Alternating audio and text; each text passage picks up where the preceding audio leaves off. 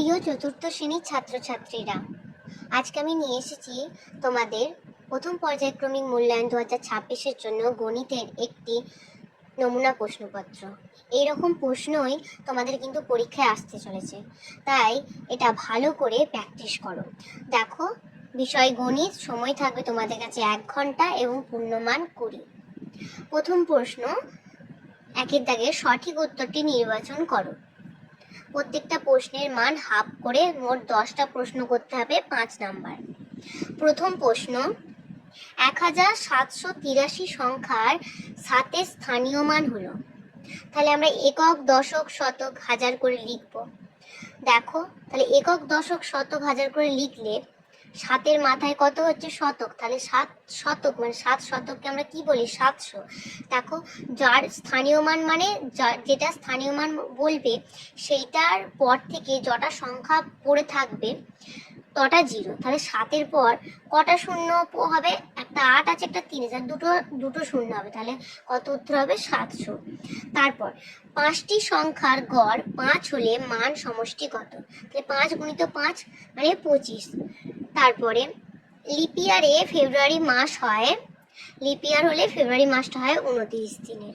তারপরে প্রশ্ন, 3, 7, 0, 5 দিয়ে তৈরি বৃহত্তম সংখ্যা হলো। দেখো, সব থেকে বৃহত্তম এখানে সংখ্যাটা কোনটা? 7। তাহলে তারপরে কোনটা হবে? 5, তারপর 3, তাহলে 0। তাহলে সেটাই সব থেকে বৃহত্তম সংখ্যা হবে। তাহলে 7530 হচ্ছে বৃহত্তম সংখ্যা। এখানে 5037 আছে আর 3570 আছে, হলো ছোট। তারপরে প্রশ্ন, 4 কিগ্রা আলুর দাম 60 টাকা হলে 1 কিগ্রা আলুর দাম 12 টাকা, 15 টাকা না 20 টাকা? তাহলে 4 কিগ্রা আলুর দাম 60 টাকা হলে তাহলে 1 কিগ্রার দাম কত হবে? ভাগ। তাহলে 4 15 60, তাহলে উত্তর হয়ে যাবে 15। 7 সপ্তাহ সমান 94 দিন, 49 দিন, 200 দিন, 210 দিন। তাহলে কত উত্তর হবে? 1 সপ্তাহ সমান কত দিন? 1 সপ্তাহ সমান 7 দিন। তাহলে 7 সপ্তাহ মানে 7 গুণিত 7 মানে 7 7 49 দিন।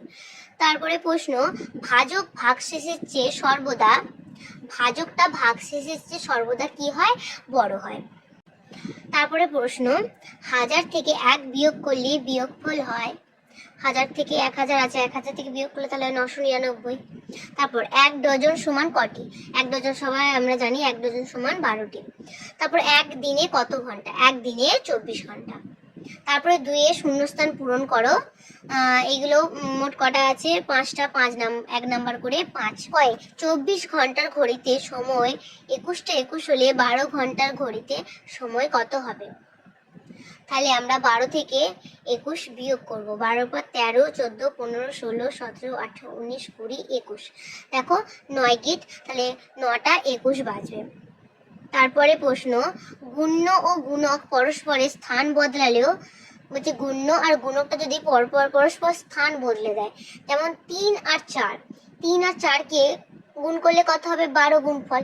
যদি আমরা গুণ্য যেমন 3 আর 4টা হচ্ছে গুণক, যদি এদের স্থান পরিবর্তন করি, মানে 4টা আগে রেখে দিই আর 3টা তারপরে রেখে দিই, তাহলে কি গুণফলটা পরিবর্তন হচ্ছে? পরিবর্তন হচ্ছে না। তাহলে গুণ্য আর গুণক পরস্পরের স্থান বদলালেও গুণফলটা একই থাকে। তারপরে 3 সপ্তাহ 4 দিন সমান কত দিন? 3 সপ্তাহ মানে প্রথমেই বলেছিলাম 1 সপ্তাহ মানে কদিন? 7 দিন। তাহলে 3 সপ্তাহ মানে 3 সাথে 21, 21 যোগ 4 দিন পড়ে আছে, তাহলে 4 দিন আর 21 যোগ করলে কত হয়? 25 দিন। তারপরে 100 গুণিত কত হলে 2800 হবে? তাহলে 100 সাথে 2800 ভাগ করে দিলেই হয়ে যাবে 28। তাহলে 100 গুণিত 28 সমান 2800।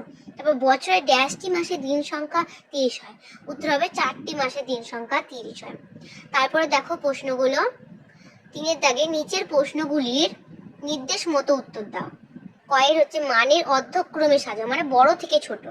দেখো, প্রথমে কত আছে? 5081, তারপর আছে 9078, 1092, 7821। তাহলে এখানে বড় সংখ্যা কে? 9000। তাহলে 9078 আগে হবে। তারপরে হবে গ্রেটার দেন 7821, তারপরে গ্রেটার দেন 5081, তারপরে হবে 1092। তারপরে দেখো, যোগ করো 3 বছর 8 মাস 13 দিন এর সাথে 8 বছর 2 মাস 28 দিন। দেখো, যোগটা আমি করে দিয়েছি। 3 বছর 8 মাস যোগের ক্ষেত্রে প্রথমে আমরা দিন দিন যোগ করব, মাস মাস যোগ করব। কোনো হাতে যেগুলো থাকবে, যে 1 থাকে 2 থাকে, সেগুলো কাউকে কিছু দেবো না। যেগুলো থাকবে মাসে মাসে যোগ করে লিখবো, দিনে দিনে যোগ করে লিখবো। দেখো দেখো 13 সাথে 28 যোগ করলে কত হয়? 41। তাহলে 41 দিন, আর 8 মাস আর 2 মাস যোগ করলে হয় 10 মাস, আর 3 বছর আর 8 বছর যোগ করলে হয় 11 বছর। এবার দেখো দিন আমাদের একটা মাসে কটা দিন? একটা মাসে 30টা দিন। তাহলে আমরা 30-এর সাথে 41-এর মানে 30 যোগ কত, মানে 41 থেকে 30-এর বিয়োগ করবো, কত যোগ করলে 30 হয়, কত যোগ করলে 41 হয় সেটা লিখবো। আর যদি মাস হচ্ছে 12-র বেশি হয়ে যায়, দিনটা হচ্ছে 30-এর বেশি হয়ে গেলে আমরা 30 যোগ যেটা -30 যোগ কত যোগ করলে দিনটা হচ্ছে সেটা লিখবো। আর মাস হচ্ছে 12-র বেশি হয়ে গেলে 12 যোগ লিখবো। ঠিক আছে, তাহলে এখানে 41 দিন, তাহলে এটাতে ছক হবে। 30 যোগ কত যোগ করলে 41 হয়, বিয়োগ করে নেবো। 30-এর সাথে 41 বিয়োগ করলে 11, 30 যোগ 11 করলে 41 দিন। এই 30টা আমরা বেশি হয়ে গেছে, তাহলে 30টা আমরা মাসকে দিয়ে দেবো। তাহলে 10 মাস আছে, 10 মাসকে 30 দিয়ে দিলে 30 দিন দিলে 1 মাস, তাহলে 1 যোগ হবে। তেমন এখানে যদি 12 মাস থাকতো তাহলে 12 মাসটাকে আমরা বছরে দিয়ে দিতাম, তাহলে 1 যোগ হতো। তাহলে কত হয়ে যাবে? দেখো 11 বছর, 10 মাস ছিল, 1 মাস দিলাম, 11 মাস 11 দিন, 11 দিনটা পড়ে আছে। তারপরে বিয়োগ করো 5 বছর 2 মাস সাথে 1 বছর 7 মাস। বিয়োগের ক্ষেত্রে মাথায় যোগ বিয়োগ হবে। ছোট থাকলে আমরা আগে দেখবো, ছোট ওপরে ছোট থাকলে সবসময় ধান নিতে হয়, তেমনি ধান নেবো। তাহলে প্রথমে আছে 5 বছর 2 মাস, তারপর আছে 1 বছর 7 মাস। তাহলে উপরে দেখো মাসের ক্ষেত্রে যখন বিয়োগ করবো উপরে 2 মাস আছে, তাহলে তো ছোট আছে, তাহলে বিয়োগ যাবে না। তাই জন্য আমরা 5 বছর থেকে ধান নেবো। তাহলে 5 বছর থেকে 1 বছর ধান নিলে 4 হয়ে যায়। তাহলে 1 বছর সমান কত মাস? 12 মাস। তাহলে 12-র সঙ্গে 2 যোগ হবে, 12 2 যোগ করলে 14। এবার আমরা বিয়োগ করবো। তাহলে 7-এর পর থেকে 14 বিয়োগ করলে হয় 7 মাস, আর 1 থেকে 4 বিয়োগ করলে হয় 3। 3 বছর 7 মাস উত্তর। তারপরে প্রশ্ন দেখো, গুণ করো 17 গুণিত 12। এগুলো তোমরা নিশ্চয়ই জানো, 17 সাথে 12 গুণ করলে হয়েছে দেখো 204 হবে। তারপরে ভাগ করো 304-এর সাথে ভাজিত 16। এটা আশা করি তোমরা জানো। দেখো ভাগটা দেখে নাও, উত্তর হবে 19। তারপরে 4-এর দাগে নিচের প্রশ্নগুলির উত্তর দাও, যে কোনো দুটি প্রশ্ন দিতে হবে। আড়াই আড়াই করে দুটো করতে হবে, 5 নাম্বার। দেখো কয়েক দাগের প্রশ্ন। 35 টাকা দামের 6টি খাতা, 15 টাকা দামের 4টি পেন, 4 টাকা দামের 7টি পেন্সিল কিনলে মোট কত খরচ হলো? তোমার মোট কত টাকা খরচ হলো? তাহলে 6টি খাতার দাম কত হবে? 35 টাকা করে 6টা, 35 টাকা করে 6টি খাতার দাম। তাহলে বাবা এখানে একটু প্রিন্টিং এ ভুল হয়েছে, 35 গুণিত 6 সমান 210 টাকা। তারপর 4টি পেনের দাম 15 গুণিত 4 মানে 60 টাকা। 7টি পেন্সিলের দাম 7 গুণিত 4 মানে 28 টাকা। তাহলে মোট খরচ সব কটা যোগ করে দেবো, 210 যুক্ত 60 যুক্ত 28, যেমন মোট তাহলে খরচ হয়েছে 298 টাকা। তারপরে প্রশ্ন ক্ষয়ের, 5 জন বন্ধু ঝালমুড়ি খাবে।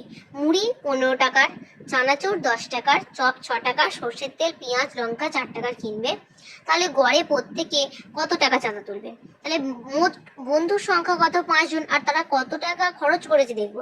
তাহলে খরচ করেছে 15 টাকা যুক্ত 10 টাকা যুক্ত 6 টাকা যুক্ত 4 টাকা, মোট 35 টাকা খরচ করেছে। তাহলে গড়ে কতজনে ক টাকা করে লাগবে? তাহলে 35 ভাজিত 5 মানে 7 টাকা করে লাগবে। তারপরে প্রশ্নটা দেখে নাও, যতীন কাকা 2000 নারিকেল 9টি ট্রাকে ভর্তি করে পাঠাবেন। যদি তিনি প্রতি ট্রাকে সমান সংখ্যক নারিকেল পাঠান, তাহলে প্রতি ট্রাকে কতগুলি নারকেল পাঠাবেন? তাহলে মোট নারকেলের সংখ্যা কটা? 2025টি, আর ট্রাকের সংখ্যা 9টি। তাহলে ভাগ করে দেবো, প্রতি ট্রাকে কটা করে ধরবে নারকেল? 2025 থেকে 9 ভাগ, তাহলে উত্তর হয়ে যাবে 225টি।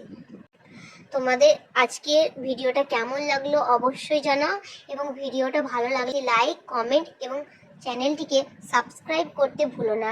নেক্সট কোন টপিকের উপর তোমরা ভিডিও চাও সেটাও কমেন্টে বলে যেও।